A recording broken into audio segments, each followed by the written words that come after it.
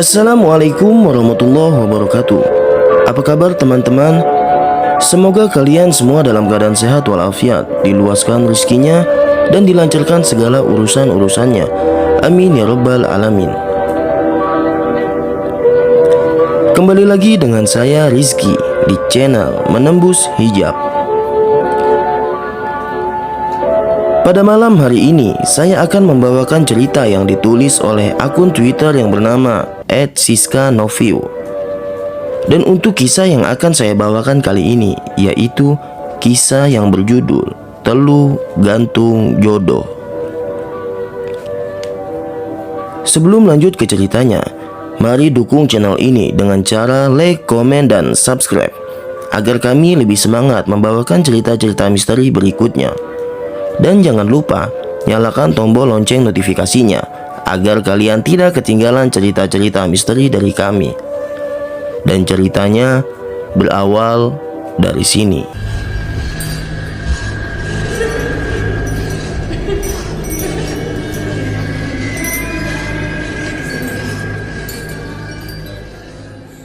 Darto marah semakin menjadi-jadi lantaran dirinya kesal. Nastiti, yaitu anaknya, sering sekali beradu mulut dengan dirinya. Niatnya ingin memberikan sedikit nasihat dan bimbingan supaya anaknya mau menikah. Darto sudah capek menunggu. Di usianya yang sudah masuk usia 70 tahun, belum juga dia merasakan indahnya menikahkan anak gadis sematawayangnya dan harapan menimang cucu. Nastiti adalah seorang guru sekolah dasar di salah satu desa Kabupaten Malang. Kesehariannya setelah mengajar, Nastiti membantu mengajar mengaji di masjid yang begitu terkenal namanya. Lewat masjid ini, Kabupaten Malang memiliki keunggulan pariwisata religi. Mitosnya, masjid ini dibangun oleh jin. Namun, jawaban akan misteri itu akan terjawab bagi siapapun yang berkunjung ke sana dan berziarah ke makam pendiri masjid. Sesekali Nastiti meratapi nasibnya yang semakin memilukan. Entah mengapa, di usianya yang telah masuk kepala 3, Nastiti belum juga diamanahi jodoh dan melakukan kewajiban untuk menikah. Terkadang dirinya menangis sejadi-jadinya di kamar usai bertengkar dengan bapaknya. Nastiti hanya ingin semua yang dikeluhkan masih memiliki ruang di dalam hati bapaknya agar bisa ditampung. Nastiti juga perlu didengar sebagai anak. "Kamu Iki, gak mikir apa? Udah mau uban tapi gak ada niatan mau menikah," ucap ayahnya kesal. Nastiti yang baru saja pulang mengajar, kesal dengan ocehan bapaknya. Setiap hari menanyakan hal yang sama. "Mikir opo pak? Mbok kiro aku gak kepengen opo rabi. Duwe anak koyo liane. Aku duwe perasaan pak. Ojo mung atimu ae sing dirungokno. Aku yo butuh pengertian," sahut Nastiti sembari menangis, sembari melempar gelas kaca ke arah tembok. "Berpikirlah pak, apa kau kira aku tidak ingin menikah, punya anak seperti yang lainnya? Aku punya perasaan pak, aku juga butuh pengertian." Hari-hari berlalu seperti itu. Ibu Nastiti, Mina, hampir putus asa untuk hidup. Lelah menyaksikan antara bapak dan anak selalu bertengkar setiap harinya. Hingga malam pun tiba. Nastiti hendak pulang ke rumah sehabis mengajar ngaji. Kebetulan ada Wandi, tetangga desa yang baru pulang membeli rokok di sebuah warung. Nastiti hanya mendengus saat berpas-pasan dengan Wandi dimanapun. Wandi menyapa, namun Nastiti hanya melempar sedikit senyum kepada Wandi.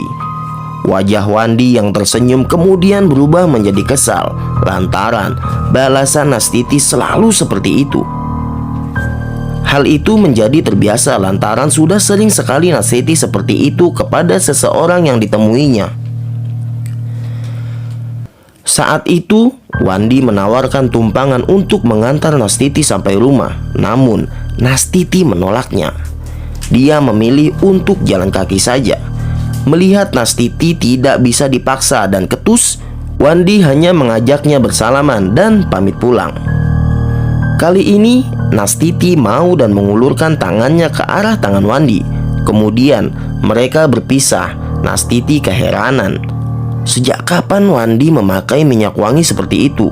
Baunya seperti bau dupa, merisihkan sekali. Berkali-kali dia menciumi tangannya dan menghilangkan bau dari minyak wangi Wandi, tetap saja tidak bisa. Nastiti mencuci tangan berkali-kali, namun bau itu semakin pekat dan kuat sekali, hingga seisi rumah termasuk bapak dan ibu mencium bau aneh itu. Nastiti sudah lelah dan membiarkan bau itu bertahan di dalam rumahnya. Angin malam berhembus pelan dan meniup tirai jendela Nastiti di kamar. Kali ini terdengar suara jilatan lidah yang sedang menelan sesuatu. Nastiti terbangun dalam heningnya malam. Dia menyipitkan mata dan mendengarkan suara yang menggelikan itu. Saat terbangun, Nastiti merasa gatal seluruh badan. Dia mulai berjalan untuk menyalakan lampu kamarnya. Dia perhatikan tangan, leher, dan kakinya di depan kaca. Tidak ada tanda-tanda kulit kena penyakit. Tidak ada bintik merah, ruam, ataupun lainnya. Kulit tubuhnya bersih dan tidak ada bercak penyakit sama sekali. Namun dirinya merasa sangat gatal, luar biasa sekujur tubuh. Gatal yang tidak bisa diungkapkan dengan kata-kata. Suara jilatan lidah itu semakin keras dan geli. Nastiti yang tetap menggaruk sekujur tubuhnya hanya bisa mencari suara itu. Ketika dirinya melihat ke arah jendela, alangkah terkejutnya. Di balik jendela telah berdiri sesosok perempuan besar yang melotot dan lidah panjang yang berlumuran darah menjulur ke bawah. Sosok perempuan itu tersenyum lebar ke arah Nastiti. Nastiti yang terkejut kemudian pingsan. Keesokan harinya, Nastiti membuka kedua matanya. Dia menyadari bahwa sudah berada di ruangan yang berbeda. Bukan lagi di kamarnya, tetapi kamar rumah sakit. Kemudian terdengar suara langkah yang mendekat kepadanya. Ternyata itu ibu Nastiti. Ibunya yang melihat Nastiti sudah siuman segera memanggil suaminya dan memberitahu bahwa Nastiti sudah siuman. Nastiti heran dan semakin bingung karena seluruh badannya sangat sakit sekali. Hal terakhir yang dia ingat hanya kejadian di kamarnya semalam dan rasa gatal yang menyerang sekujur tubuhnya. Bapak Nastiti kemudian berjalan cepat menghampirinya. Nastiti semakin bingung dengan sikap ayahnya yang kemudian menangis sesegukan. "Bapak minta maaf, Ti. Bukan bermaksud ingin menyakiti hatimu saat ini. Jadi, Bapak mohon, lupakan semua yang pernah Bapak katakan kepadamu, hingga membuatmu sakit dan berusaha bunuh diri. Maafkan Bapak," ucap Bapak Nastiti menyesal. Nastiti justru bingung dengan ucapan bapaknya yang seperti itu. Ternyata, terdapat kejadian yang sama sekali tidak diingat oleh Nastiti. Dia baru menyadari ada kejadian janggal yang menimpanya. Nastiti melihat pergelangan tangan kirinya sudah terbalut kain putih dan terlihat sedikit darah yang terlihat jelas di kain itu. Nastiti curiga apa sebenarnya yang terjadi. Bukan hal yang pertama untuk kejadian hal yang seperti itu, tetapi bapak dan ibunya juga pernah dulu berkata bahwa Nastiti hendak gantung diri dan juga hendak membakar tubuhnya sendiri. Tetapi hal itu tidak disadari oleh Nastiti. Hari itu Nastiti diperbolehkan untuk pulang ke rumah. Kondisinya sudah membaik.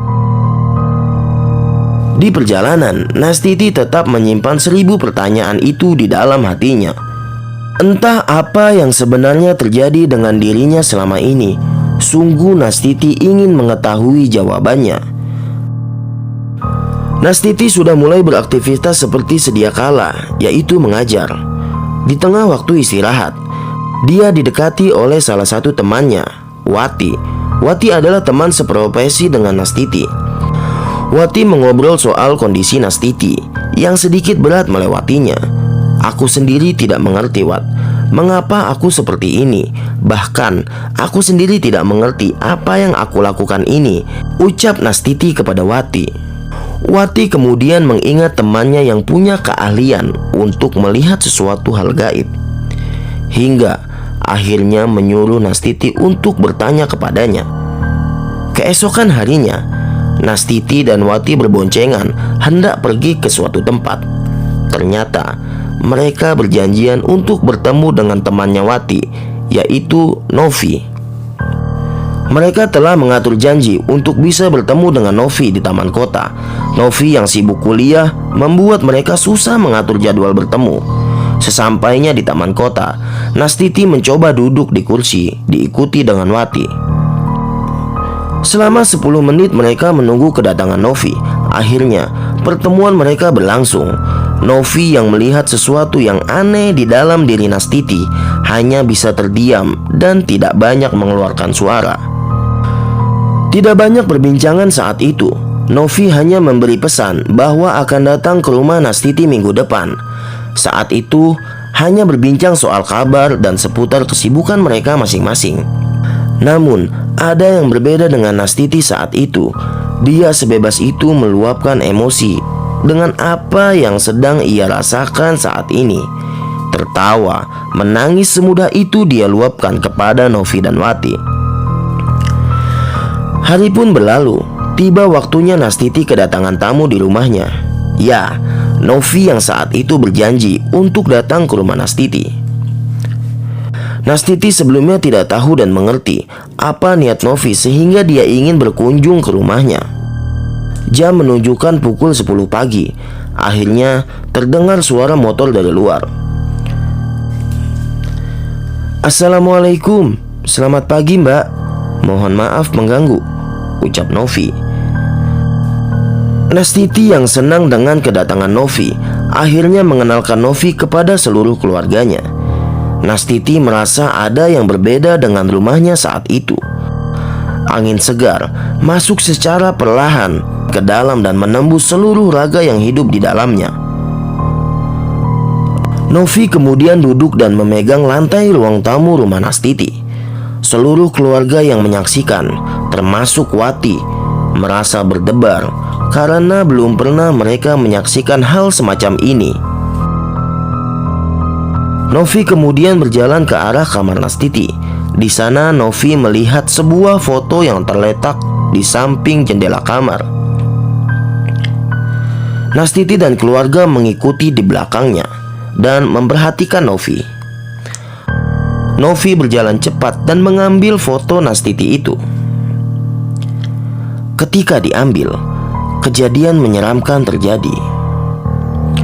Nastiti yang awalnya biasa, tiba-tiba tubuhnya seperti terhantam sesuatu dari belakang.